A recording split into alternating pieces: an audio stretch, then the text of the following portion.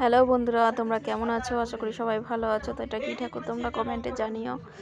তো আমি গেছিলাম বাপের বাড়ি, আমি একাই গেছিলাম, মেয়ে নিয়ে যাইনি, একাই গেছি। তো বাড়িতে গিয়ে তো গাছ দেখছি, বাবা কত রকম গাছ লাগিয়েছে। পুরো ভিডিওটা দেখাতে পারিনি, কিছু কিছু তুলেছি, পুরো বাড়ি তুলিনি। এই যে শিম গাছ, কত শিম হয়েছে দেখো। বাবা আবার অনেকগুলো শিমও দিয়েছে, আমি নিয়ে এসেছি। যাই হোক, বেশি বড় গাছ না, ছোটোখাটো গাছ মন্দিরের পেছনে হয়েছে বলতে বসিয়েছে বাবা। ওই যে শিম আর লঙ্কা। আর এটা কি ফুল বলো তো তোমরা, কমেন্ট করে জানিও। এটা ধুতরা ফুল মনে হয়, আমি যদিও বা নাম ভুলিয়ে ফেলছি।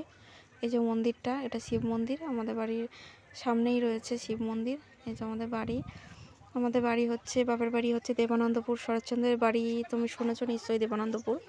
তো ওখানে আমার বাপের বাড়ি। এই যে এলাকা চারিদিকে সবুজ আর সবুজ, খুব সুন্দর জায়গা। অন্য একদিন পুরো ভালো করে ভিডিওটা করব, তোমরা সামনে থেকে দেখতে পাবে। খুব সুন্দর জায়গা। আবার এই গ্রামের ভেতরেই জঙ্গলের মধ্যে হয়েছে একটা পার্ক। যাই হোক, বানানো হচ্ছে, নতুন করে হচ্ছে, পুরোপুরি কমপ্লিট হয়নি। তো খুব সুন্দর জায়গা। আমরা এলে এই পুকুরটায় স্নান করি। পুকুরটা খুব পরিষ্কার, কোনো বাড়িঘর নেই, নোংরা জল পড়ে না। আর এই যে জায়গা বিক্রি হচ্ছে, যে কিনতে চেয়েও চলে এসো, অ্যাড দিলাম আমি। তো